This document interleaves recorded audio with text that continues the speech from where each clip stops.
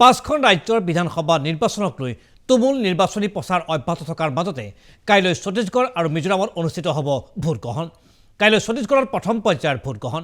ছত্তীশগড় বিধানসভাৰ 90খন আসনৰ ভিতৰত কাইলৈ অনুষ্ঠিত হ'ব 20খন আসনৰ বাবে প্ৰথম পৰ্যায়ৰ ভোটগ্ৰহণ, যাক লৈ ইতিমধ্যে প্ৰস্তুতি সম্পূৰ্ণ কৰি তুলিছে নিৰ্বাচনী আয়োগে। কাইলৈ ভোটগ্ৰহণ অনুষ্ঠিত হ'বলগীয়া 20খন আসনৰ প্ৰাৰ্থী ভাগ্য নিৰ্ণয় হ'ব 223 গৰাকী, যাৰ ভিতৰত আছে 198 গৰাকী পুৰুষ আৰু ইয়াৰ বিপৰীতে 25 গৰাকী মাত্ৰ মহিলা প্ৰাৰ্থী। নিৰ্বাচনী আয়োগে প্ৰকাশ কৰা তথ্য অনুসৰি 20খন আসনৰ বাবে মুঠ ভোটাৰৰ সংখ্যা হৈছে 40,78,681 গৰাকী। মানে 20টা বিধানসভা সমষ্টিৰ ভোটগ্ৰহণৰ বাবে নিৰ্বাচনী আয়োগে ব্যৱস্থা গ্ৰহণ কৰিছে 5,304টা ভোটগ্ৰহণ কেন্দ্ৰ। ইতিমধ্যে প্ৰথম পৰ্যায়ৰ নিৰ্বাচনৰ বাবে ছত্তীশগড়ৰ 20 বিধানসভা সমষ্টিৰ এলেকাত মোতায়েন কৰা হৈছে যথেষ্ট সংখ্যক নিৰাপত্তাৰক্ষীও। কাইলৈ ছত্তীশগড়ৰ চিত্ৰকূট, ৰাজনগাঁও, কবৰ্ধা, কুণ্ডাগাঁও, কোটা, কেচকালাকে ধৰি মুঠ 20টা বিধানসভা সমষ্টিত অনুষ্ঠিত হ'ব ভোটগ্ৰহণ, য'ত অৱতীৰ্ণ হ'ব দুই মূল প্ৰতিদ্বন্দ্বী কংগ্ৰেছ আৰু বিজেপিৰ বহুৰথী আৰু মহাৰথীয়ে। ৰাজনগাঁও সমষ্টিত কাইলৈ ভাগ্য নিৰ্ণয় হ'ব বিজেপি নেতা তথা প্ৰাক্তন মুখ্যমন্ত্ৰী ডক্টৰ ৰমন সিঙৰ। আৰু কাইলৈ নিৰ্বাচনী যুঁজত নামিব ৰমন সিং কেবিনেটৰ প্ৰাক্তন 5গৰাকীকৈ মন্ত্ৰীয়ে। আনহাতে 20টা বিধানসভা সমষ্টিৰ ভিতৰত শাসকীয় কংগ্ৰেছৰ 3গৰাকী মন্ত্ৰী তথা 1গৰাকী সাংসদৰ কাইলৈ নিৰ্ণয় হ'ব ভাগ্য। আনহাতে ছত্তীশগড় কংগ্ৰেছৰ অধ্যক্ষ দীপক বেজে প্ৰতিদ্বন্দ্বিতা কৰা চিত্ৰকূট বিধানসভা সমষ্টিটো কাইলৈ অনুষ্ঠিত হ'ব ভোটগ্ৰহণ। ছত্তীশগড় পুনৰ কংগ্ৰেছৰ শাসনলৈ অহাৰ সম্ভাৱনা ব্যক্ত কৰিছে শেহতীয়াকৈ বহুকেইটা আগশাৰীৰ সমীক্ষাই। বিজেপিৰ সৈতে তীব্ৰ প্ৰতিদ্বন্দ্বিতা হোৱাৰ সম্ভাৱনা থাকিলেও ছত্তীশগড়ৰ পুনৰ বিজেপি জয়ী হ'ব বুলি যথেষ্ট আশাবাদী কংগ্ৰেছ। ইফালে কাইলৈ চুবুৰীয়া ৰাজ্য মিজোৰামৰ বিধানসভাৰ 40খন আসনৰ বাবে এটা পৰ্যায়ত হ'ব ভোটগ্ৰহণ। ইতিমধ্যে নিৰ্বাচনী আয়োগে মিজোৰামৰ বিধানসভা নিৰ্বাচনৰ সম্পূৰ্ণ কৰি তুলিছে প্ৰস্তুতি। ৰাজ্যখনৰ 8.52 লাখৰো অধিক ভোটাৰে কাইলৈ ভাগ্য নিৰ্ণয় কৰিব 174 গৰাকী প্ৰাৰ্থী। ৰাজ্যখনত শান্তিপূৰ্ণভাৱে ভোটগ্ৰহণ অনুষ্ঠিত কৰাৰ বাবে ইতিমধ্যে মোতায়েন কৰা হৈছে কেন্দ্ৰীয় নিৰাপত্তা বাহিনীৰ 50টাকৈ বিশেষ কোম্পানী। মিজোৰামত ইতিমধ্যে নিৰ্বাচনী আয়োগে ব্যৱস্থা গ্ৰহণ কৰিছে 1,274টা ভোটগ্ৰহণ কেন্দ্ৰৰ। আনহাতে ৰাজ্যখনত মুঠ ভোটাৰৰ সংখ্যা হৈছে 8,52,088 গৰাকী। ইতিমধ্যে মিজোৰামৰ 30টা ভোটগ্ৰহণ কেন্দ্ৰত সংবেদনশীল বুলি চিনাক্ত কৰিছে নিৰ্বাচনী আয়োগে। মিজোৰামত 40খন আসনৰ বাবে 174 গৰাকী প্ৰাৰ্থী নামিছে প্ৰতিদ্বন্দ্বিতাত, যাৰ ভিতৰত 27 গৰাকী প্ৰাৰ্থী হৈছে নিৰ্দলীয়। শাসকীয় MNF, মুঠ বিৰোধী JMP আৰু কংগ্ৰেছ ৰাজ্যখনৰ 40টা বিধানসভা সমষ্টিৰ বাবে আগবঢ়াইছে নিজা নিজা প্ৰাৰ্থিত্ব। শাসকীয় MNFে বৰ্তমানৰ 25 বিধায়কৰ পুনৰ অৱতীৰ্ণ কৰিছে এইবাৰৰ ভোটযুদ্ধত। আনহাতে বিজেপিয়ে মিজোৰামৰ 40খন আসনৰ ভিতৰত 23খনত আগবঢ়াইছে প্ৰাৰ্থিত্ব। 2018 চনত মিজো নেশ্যনেল ফ্ৰণ্ট চমুকৈ MNFে দখল কৰিবলৈ সক্ষম হৈছিল 26খনকৈ আসন।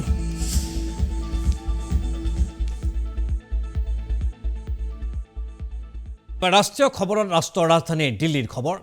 সম্প্ৰতি ৰাজধানী দিল্লীৰ জনতাই উশাহ নোপোৱা অৱস্থা।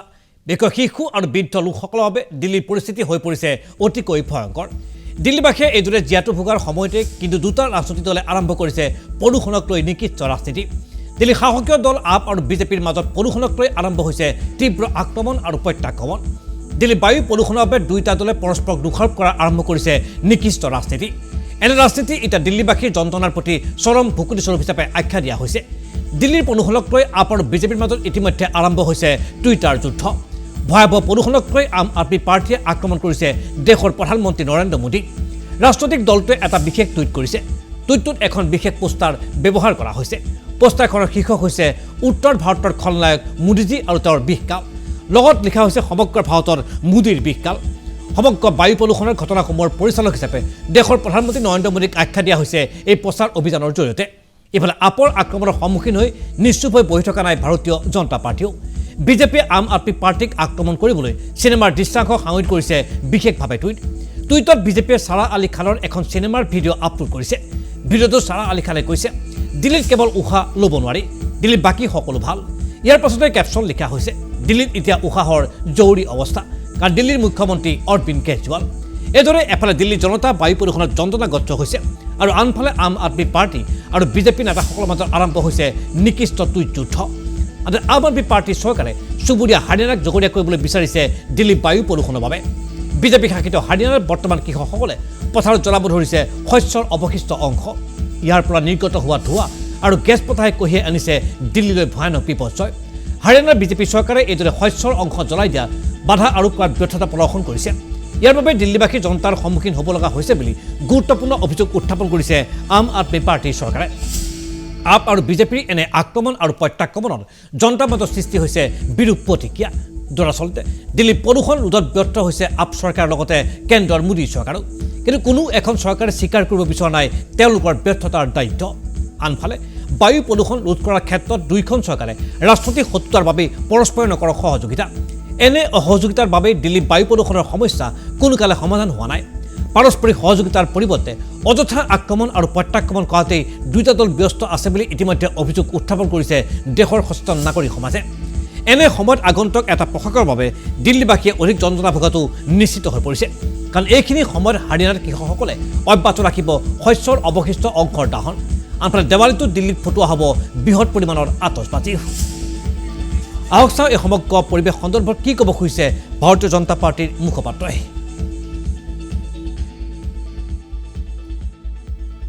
दिल्ली की आबो हवा आज फिर से जहरीली है। फिर से एक बार लगातार दिल्ली का AQI सीवियर कैटेगरी में है।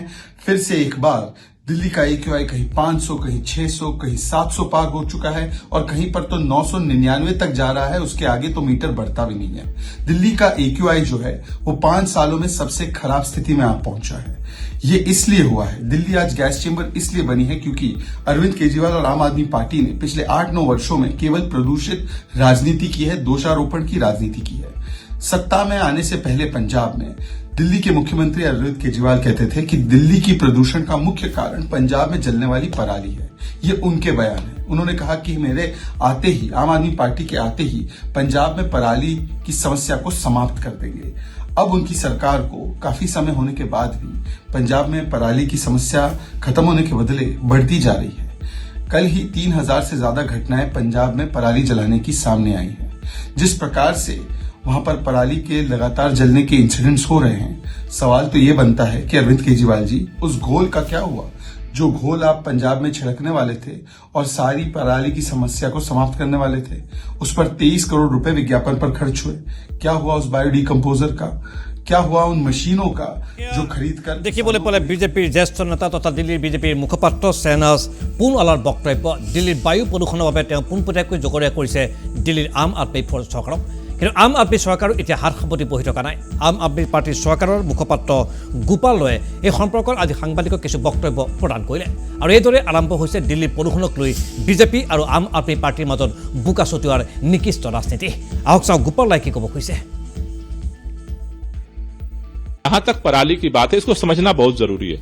क्योंकि क्या है कि जो पूरा अपना निकम्मा पर है ना भाजपा का, दिल्ली के चारों तरफ भाजपा की सरकार है।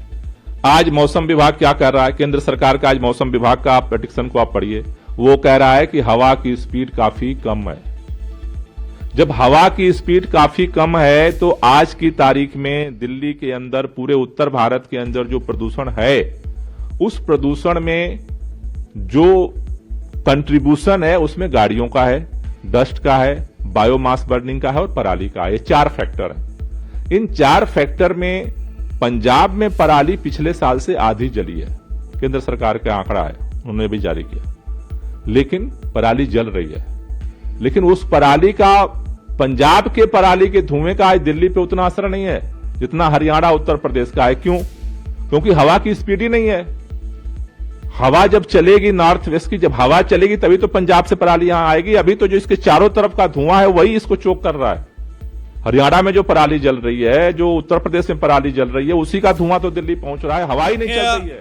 দিল্লীৰ আপ চৰকাৰৰ মুখপাত্ৰ জ্যেষ্ঠ মন্ত্ৰী গোপালৰ বক্তব্য। আৰু এইদৰে সমগ্ৰ দিল্লীবাসী এতিয়া জবৰ যাতনা ভুগিব লগা দুৰ্ভাগ্যজনক পৰিৱেশৰ সৃষ্টি হৈছে বায়ু প্ৰদূষণৰ বিশেষ পৰিণতিৰ।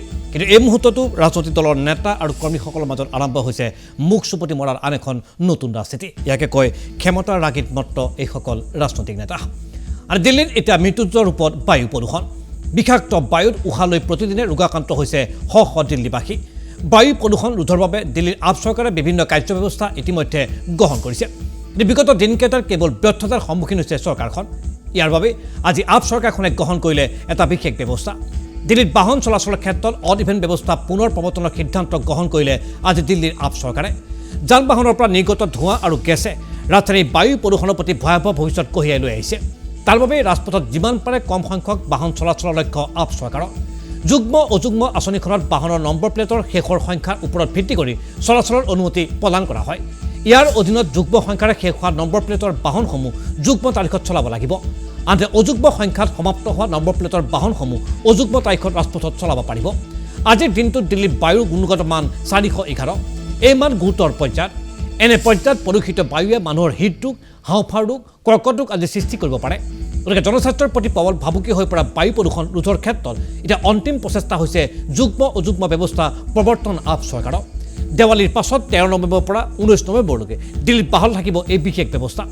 দীপাৱলীৰ ৰাজধানী দিল্লীত আতচবাজি ফুটোৱাটো নিষিদ্ধ কৰা হৈছে। তৎসত্ত্বেও বিগত বৰ্ষৰ দৰে ৰাজধানী মহানগৰখনত একাংশ লোকে বিপুল পৰিমাণৰ আতচবাজি ফুটোৱাটো নিশ্চিত। আতচবাজি এনে ব্যৱহাৰৰ বাবেই দেৱালীৰ পাছত দিল্লীৰ বায়ু প্ৰদূষণে দুগুণ বৃদ্ধি পোৱাৰ আশংকা ঘনীভূত হৈছে।